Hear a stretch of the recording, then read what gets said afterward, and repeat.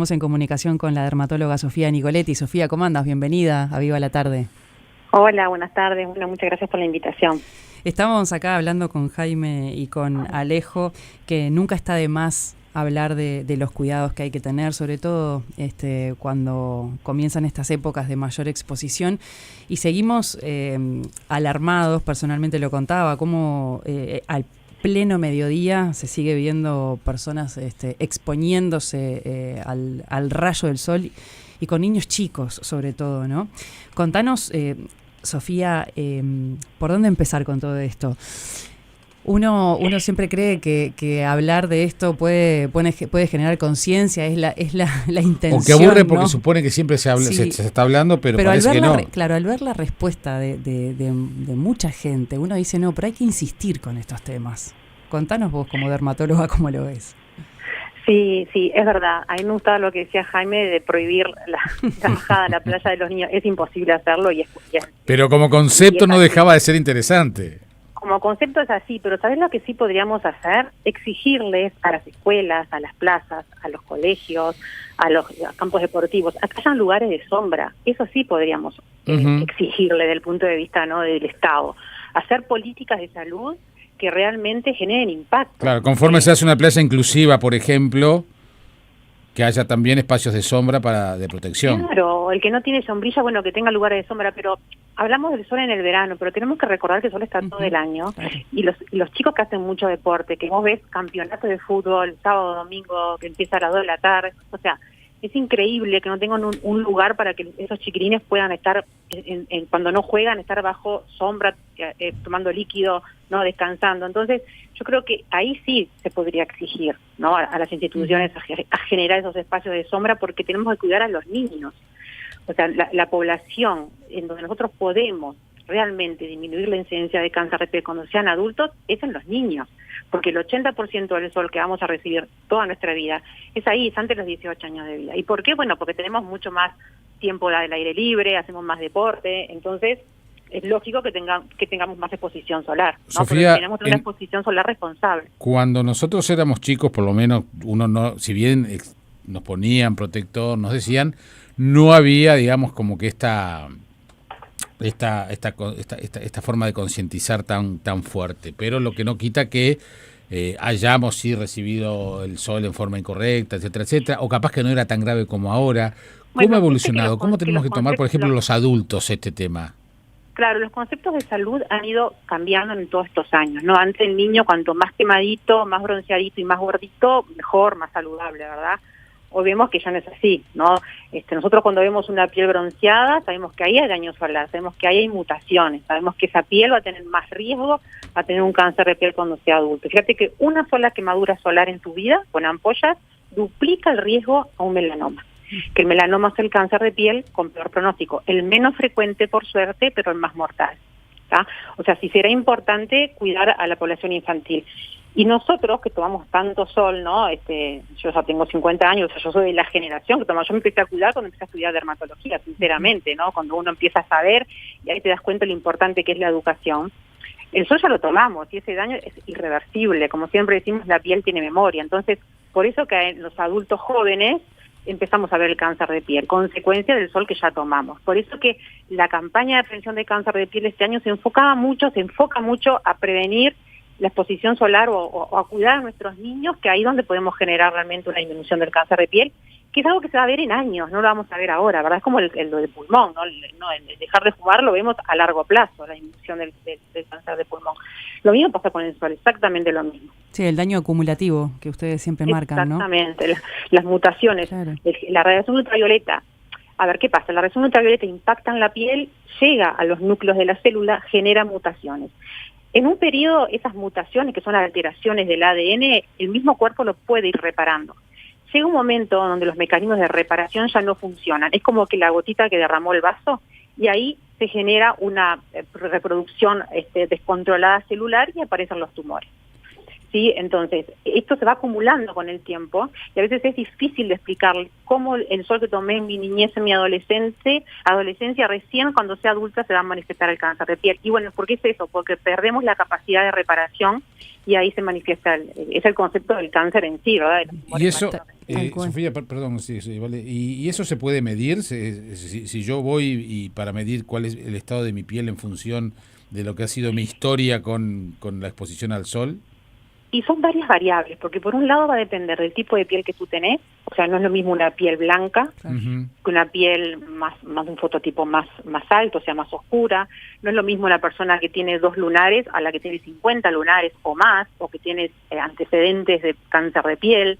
Y sobre todo, no es lo mismo la acumulación, no es lo mismo la gente que se cuidó que la que no se cuidó. Por ejemplo, el uso de camas solares, la cama solar produce más mutaciones que el sol. O sea que sabemos que las personas que han tomado cama solar en su juventud, cuando son jóvenes, tienen mucho más riesgo a tener un cáncer de piel que las que no han recibido cama solar.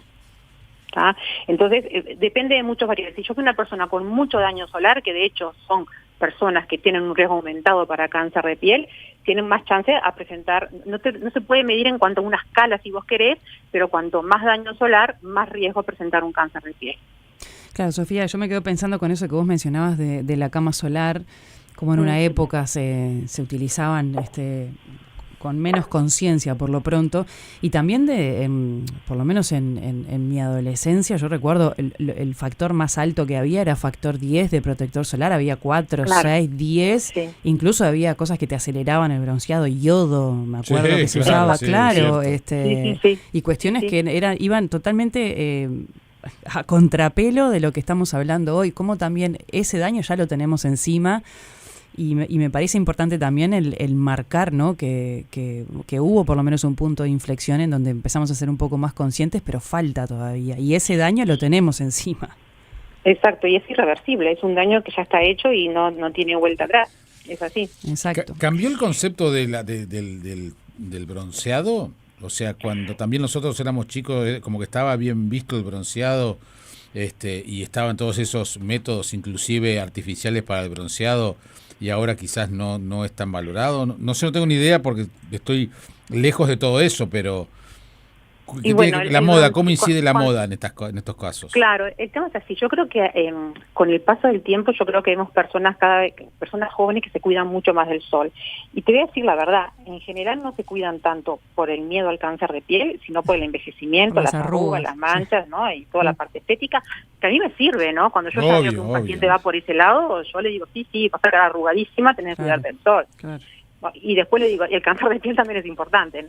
Entonces, sí, a ver, por ejemplo, la cama solar, cuanto más joven lo haces, más riesgo vas a tener. Porque el concepto de la cama solar es que la gente piensa que es un bronceado saludable, ¿sí? Y no es así. ¿Sí? Es una tostadora. La cama solar equivale a un día entero de radiación ultravioleta, ¿no? Y te da el concepto de que es más saludable porque en general no te quedas rojo. Las camas solares hay camas que tienen UVA y UVB, y hay camas que tienen solamente UVA. La radiación ultravioleta A es la que la que está todo el año y la que te produce un bronceado sin eritema, o sea, no te quedas rojo. Entonces te hace ese falso concepto de que me quedé negrita pero sin pasar por el rojo. La UVB, que es la que está sobre todo en el verano, es la que nos quema, es la que produce la quemadura solar, la ampolla, todo eso. Entonces las camas solares en general tienen más UVA que UVB, entonces te da ese falso concepto de como no me quedé roja, no me peleé, no me apoyé, está bien. Y eso es un horror, porque si yo veo una paciente que está bronceada, quiere decir que la piel se defendió. Ahora que lo decís, hablando de preconceptos o falsos conceptos, cuando te pelabas todo, entonces decías, es bueno porque se está renovando la piel. Claro, no, ¿Esa afirmación tiene algo de cierto? No, para nada. Es como dice la piel curtida. Sí. Cuanto más curtida, más tolera el sol. Al contrario, las pieles que la gente llama la piel curtida, que es la piel envejecida, esas personas, por ejemplo, sobre todo las personas que trabajan en el exterior, o sea, al exterior, en el campo, albañiles, tienen como el cuello como acartonado. No sé si alguna vez se dieron cuenta que son como si fueran rombos, como surcos bien profundos. Piensan que es una piel gruesa y en realidad no, es una piel súper débil. O sea, es una piel que es fértil para que crezca un cáncer de piel, ¿no? Entonces eso es falso. O sea, la piel a medida que se envejece se va afinando más, va perdiendo colágeno, va perdiendo todo lo que nos defiende, lo que nos mantiene saludable la piel, entonces es más propenso al cáncer de piel. Tal cual. Sofía, si hablamos de los protectores solares, sí, ¿es aconsejable? ¿Hay mucha diferencia entre un 30, un factor 50? ¿Cómo es eso? No, prácticamente es lo mismo, es solo un 2% más, no llega un 2% más que te cubre un factor 50, de hecho en las campañas salimos con un FPS mayor o igual a 30, pero el protector solar va más allá del factor de protección solar, que es el numerito. El FPS, o sea, para que un protector solar cumpla el cometido, que es prevenir, y hay estudios que demuestran que el correcto uso del protector solar te va a disminuir la incidencia de keratosis actínicas, de carcinomas pineocelulares, inclusive el fotoenvejecimiento, no tanto así como para el vasocelular en melanoma. Un protector solar bien formulado debe tener un FPS mayor o igual a 30. El FPS nos dice que nos está protegiendo contra la radiación ultravioleta B. Tiene que ser de amplio espectro, que quiere decir que nos va a estar defendiendo y protegiendo contra la radiación ultravioleta A. Lo ideal es que sea resistente al agua, ¿tá? O que sea muy resistente al agua, que la diferencia es que lo tenés que aplicar o a los 40 o a los 80 minutos después que vos estás en el agua, ¿tá? Pero es un complemento más de todas las medidas físicas que siempre hablamos que es lo mejor, ¿no? Sombrero, lentes, ropa, sombra, sombrilla, ¿no? Todo eso es mucho más importante que un protector solar. El protector solar lo vamos a usar en las zonas donde no podemos cubrir: cara, orejas, cuello, calvan las personas que no tienen pelo, dorso de manos, ¿no? ¿Y el horario de exposición solar sigue siendo el mismo? ¿Sabes por qué te pregunto? El recomendado, ¿no? Por supuesto.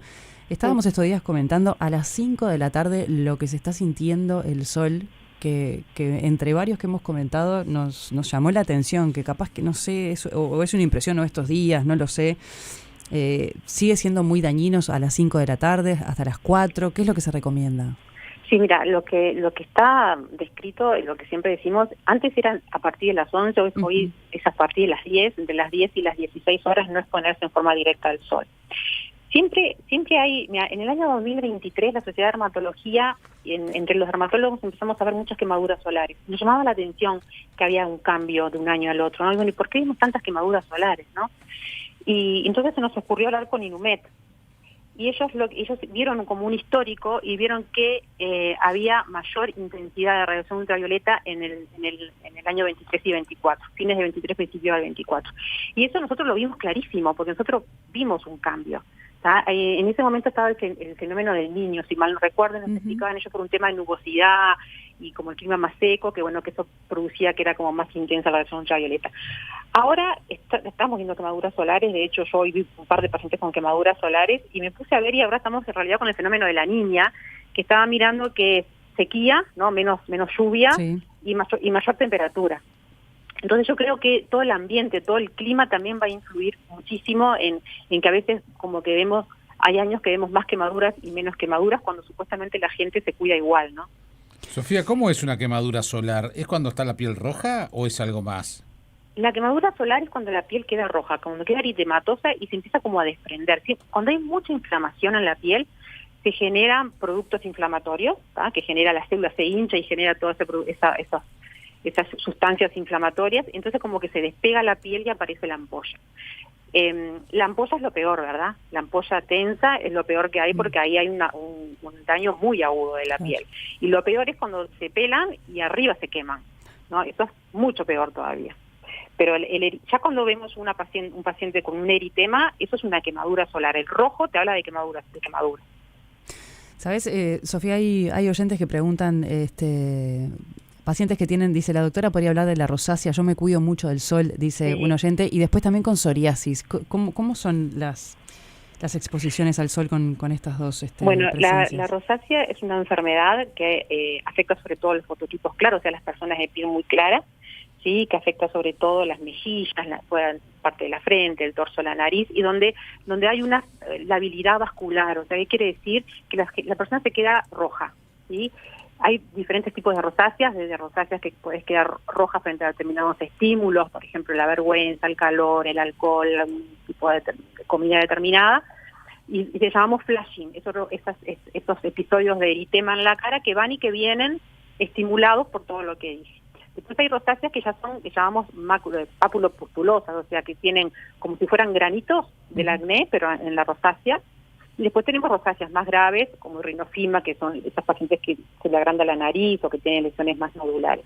Entonces, en realidad hay muchos tipos de rosácea, pero el sol claramente las empeora, ¿no? Porque el sol produce un eritema y una vasodilatación, y como estas personas tienen una labilidad vascular, se vasodilatan más rápido y quedan mucho más rojas y se empiezan a dilatar los vasitos. ¿Viste esas personas que tienen como venitas que se ven en la piel, en las mejillas, en la nariz? Bueno, eso hace que todo lo que es fuente de calor, ¿no? Hace que se vasodilate y entonces queda peor. O sea que la rosácea, en esta época del año, las pacientes con rosácea no la pasan muy bien, porque además los cambios de temperatura, y te estás en un lugar con un aire acondicionado frío y salís al calor, ese impacto, esa diferencia tan brusca, hace que también tengan empujes de rosácea. Tal cual. Sofía, ¿qué pasa a la hora de elegir un protector solar? Los criterios, recién hablaban con Vale el tema de los factores, pero también cuando vamos a la farmacia vemos muchas marcas, vemos muchos productos, y el otro día surgió, en realidad hace como 3 semanas, un mes, el cambio de reglamentación, lo dijo inclusive la ministra, para que cualquier médico pueda recetar un protector solar. Entonces mi pregunta es, cuando la ministra hablaba de que cualquier médico puede recetar, y no solo los dermatólogos, un protector solar, ¿está hablando de los mismos protectores que nosotros vemos en la farmacia, en la góndola o en el supermercado y los sacamos? ¿O estamos hablando de otros más médicos, digamos? No, yo lo que te comenté de los que tienen que tener un protector solar, el filtro, la protección de amplio espectro, que sea resistente al agua, son todos los que deberían de usarse, ¿no? Y son las marcas comerciales habituales que hay. Hay otros que no lo tienen, entonces no sería lo ideal, ¿sí? Si tú me preguntas sobre, por ejemplo, el tamaño, nosotros hemos tenido reuniones con el Ministerio de la Sociedad de Dermatología. El protector solar está dentro del Vademecum como un medicamento. ¿Sí? No está como cosmético, está como medicamento. Por eso que todos los prestadores de salud deben de darlo, ¿no? Porque es un ticket de medicamento. También es verdad que muchas veces las presentaciones para mutualistas son mucho más pequeñas que capaz que el que vos ves en farmacia, el mismo que en farmacia lo tenés mucho más grande. Entonces a veces también es un tema de comparar los precios, ¿no? Pero es considerado un medicamento. Entonces nos parece muy bien que cualquier médico pueda recetarlo, porque además vos estás alivianando un poco la consulta de dermatólogo, que muchas veces van solamente para repetir. O sea, es increíble que un pediatra no pueda repetir un protector solar, ¿no? O sea, un médico de medicina general, un médico de familia. Total.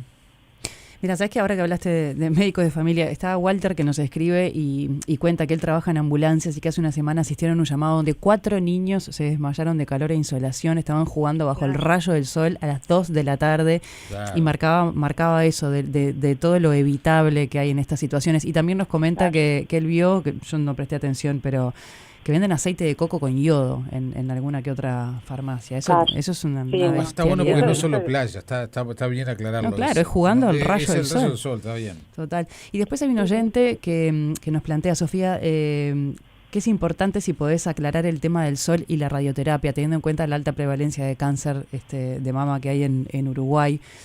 Sí. Eso Sí, no, los pacientes que están en tratamiento oncológico, no pueden exponerse al sol. Ya sea en radioterapia o quimioterapia, no aconsejamos exponerse a la radiación ultravioleta, ¿está? Claro. La radiación ultravioleta es un inmunosupresor, o sea, baja las defensas. Entonces, esos pacientes de por sí son pacientes es una población de riesgo para cáncer. Entonces, no, evitar la exposición solar. Que no quiere decir, que yo siempre les digo a los pacientes, porque después dicen que los dermatólogos no dejamos a la gente hacer vida al aire libre. No es así, porque a mí si me lo dicen no lo haría, te soy sincera. Hay que hacer vida al aire libre, no podemos estar encerrados, tenemos que disfrutar de un parque, de la playa, pero en las horas adecuadas. Y esa población lo ideal es que vaya de tardecita, ¿no? Es un poco de nada más que de tener coherencia con las cosas. No quiere decir que se quede encerrado, sí puede hacer vida al aire libre, pero sobre todo respetando los horarios y no tiene una exposición directa, lo mismo con los niños menores de 1 año, ¿verdad? Nunca exponernos en forma directa al sol. Sofía, pero no es aconsejable pacientes que estén en tratamiento oncológico, inclusive los pacientes que hacen quimioterapia, hay drogas, hay medicamentos que son fotosensibles. ¿Qué quiere decir esto? Que cuando estás con un tratamiento vía oral y te expones al sol, te pueden dar reacciones alérgicas muy importantes. Te quedas rojo, con edema, con ampollas, etcétera. Entonces, también es importante eso. Totalmente. Esta charla, si la repetimos en otoño, ¿tiene la misma validez? Si la repetimos en invierno, ¿tiene la misma validez? La población de riesgo siempre se tiene que cuidar del sol. Cuando hablamos de población de riesgo, hablamos de personas que tienen mucha cantidad de lunares, que tienen antecedentes personales de cáncer de piel, antecedentes familiares, los pelirrojos, las personas que tienen mucho daño solar, se tienen que cuidar durante todo el año. Los albinos. Exacto, bueno, eso ni que hablar.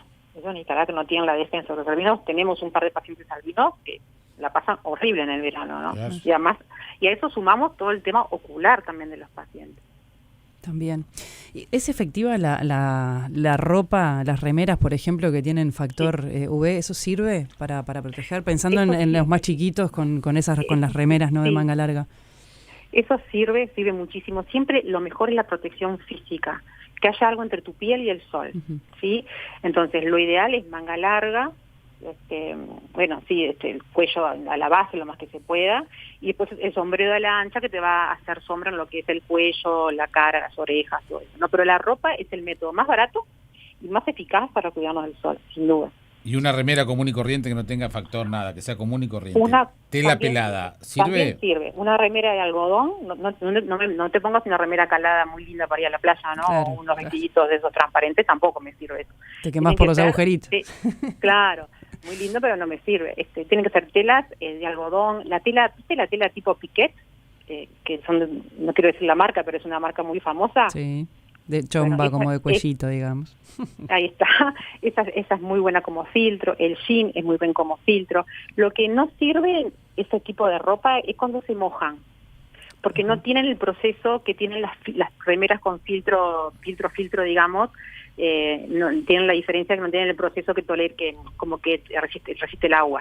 ¿Tá? Entonces las remeras de algodón, esas que vos te mojás y se estiran y eso ya no sirve. Sofía, ¿y los colores? Los colores tienen que ser colores oscuros, que siempre está el concepto del color claro para el verano, pero en realidad es el color oscuro, que no tiene que ser negro, ¿no? Puede ser rojo oscuro, verde oscuro, azul oscuro, que lo que pasa es que son más calurosos, ¿viste? Cuando vos te pones un color más oscuro, te da más calor que si te pones un color más claro, pero justamente lo que hace es absorbe y no te deja pasar.